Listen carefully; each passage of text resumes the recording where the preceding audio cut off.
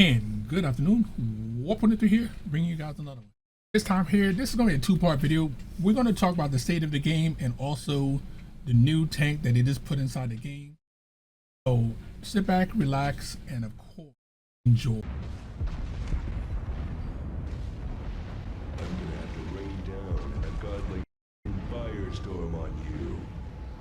All right, let's And thank talk you for about viewing the this state video. of the game. If you like Now, the content, make you sure might you know that I subscribe used to be the channel CC by for World of clicking Tanks the and everything else icon today. above, And then, of now I'm course, no hit the longer bell part of icon the to get club. notifications when And the reason why I'm not part of the club So and here we everything go. else. All right, let's talk about the state of the game. Now, you might know that I used to be a CC for World of Tanks and everything else today, and now I'm no longer part of the club. And the reason why I'm not part of the club and everything else is because they accused me of some bullshit I had information on before they even talked about it. I even put it up in the channels for that. But that's even here nor there. The main thing I'm talking about is the state of the game. Now, Wargaming has a habit of basically doing tanks that are either overpowered as F or underpowered as F. They seem like they can't find a balance between the two things. And the other thing is that they keep doing marathon after marathon after marathon and then wonder why the player base is leaving or basically getting burnt out. Now, we have another marathon going as we speak right now. And the reason for that is because Wargaming feels that they need to put out a thing where we need to, keep everybody engaged. And usually that's not a bad thing. But you can't keep doing marathon after marathon after marathon and think that people are going to stay engaged. You're going to get burnt out. And some of the times the marathons are literally on top of other marathons. Like, at some point, they need to say, look, we're going to take a break from marathons. Let the people relax and enjoy themselves and everything else. The marathons make cash, but you're losing players because, I got to get this marathon. And then after they do one or two, they're like, you know what? I'm done. I can't. And then you lose. So my thing to Wargaming is this: I love most of the things you do. I hate some of the stuff you do, and I tell you I hate the shit that you do. Y'all don't like that I tell you that, and that's a bad thing on your part. Wargaming really needs to hear this. Y'all need people that were like me on your team to tell you stop doing dumb shit and not surround yourself around yes men, yes men, yes men. The thing about listening to people that only give you yes is that you miss out on the vast majority of people like the stuff you do. So until y'all get that mentality in your head, like, okay, maybe we might back on this, maybe we might want to listen to what you'll call the silent minority, which is most of the time the majority and everything else, that you will make this game. So now let's go on to the main topic. All right, the main topic that we're going to pick up right now on is the new marathon. Basically, Vikings. Yes, I know, we just had a marathon. We're looking at the tank right now and everything else, and I'm going to tell you point blank, it's not a good tank. Straight to the point. I'll go through the stats in a minute and everything else today, but it is not a good tank. This is why I was saying before, they give overpowered tanks or underpowered tanks. This is so underpowered, it's so underwhelming that I don't understand why anybody would try to get this tank. Seriously. Again, I know the whales will get it because they do. Most other people, I'm telling you flat out, don't do it. Don't do it. Now, I'm going to probably get the tank and everything else today, and which we can hope for if you do get the tank is, they see that, okay, this is really underwhelming, and they give it a small buff. And if it's still underwhelming after, let's give it like 2 months, then give it another small buff. See, the thing Ben is, if you do small buffs, you don't make it overpowered. Because again, since this is a tank that you're paying money for, make it overpowered, then from there you can't nerf it. But if you give it small, like cut down the gun handlings, make it gun handling a little bit better and everything else, that things like that will make the tank. All right, let's go into the stats. All right, the Felice is the new marathon tank and everything else today. Italian. Now again, we put it against the German tank that just came out a little bit before that as a medium. Standard B, which is regular Italian tank, and the French de Char. So basically 2 premiums, 1 standard, 1 reward. Now, let's start off from the beginning. DPM wise and everything else of that, it's literally the only thing it's better than is the Char. And the Char has burst.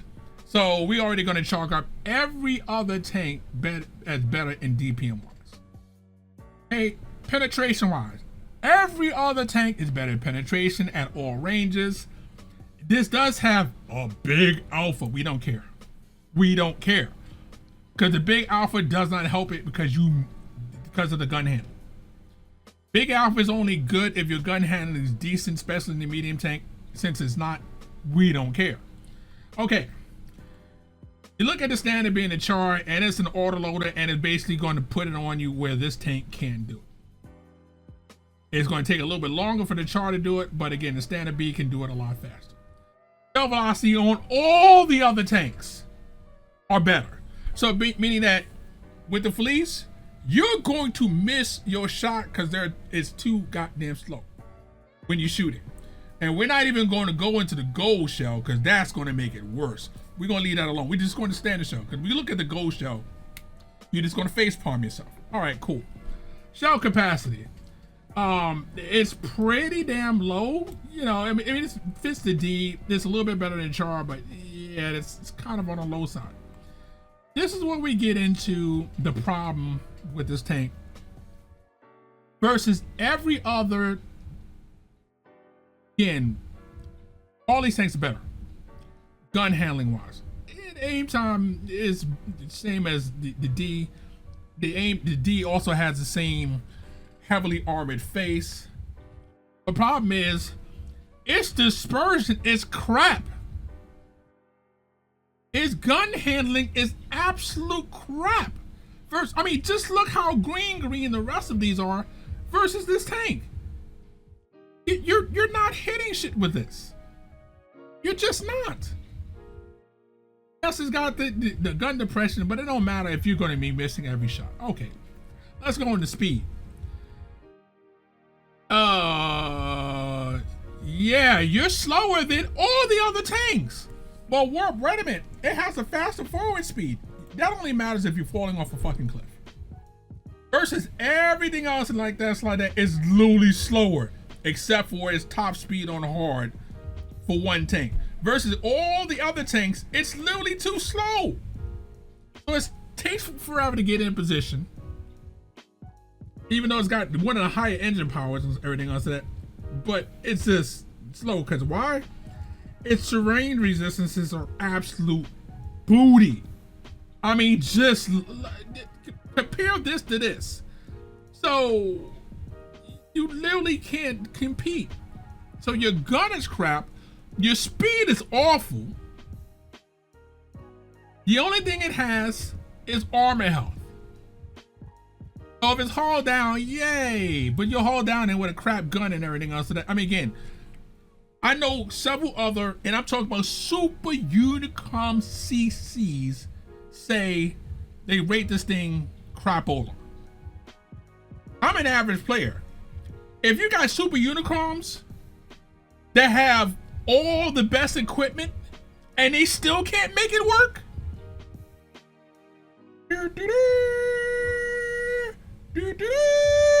in other words, this is crap.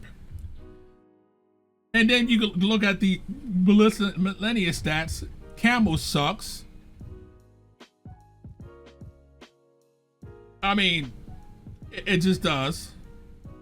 Your view range basically is not really the best. Your shell price is the most costly out of all of them. Now remember, you're an autoloader, so since you're auto or auto reloader, however you want to call it, like that, what do you do most of the time? Most of the time, have gold. You got greater fire, yeah. Again, so your base shell penetration is too low. You can make it work, but it's too low.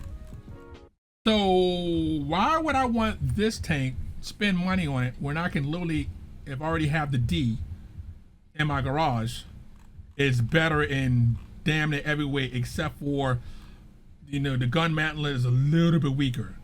The hull armor is a little bit weaker. And then if you're side scraping everything that's off from the side, it's way better. So if you're choosing Felice over the D gives more D.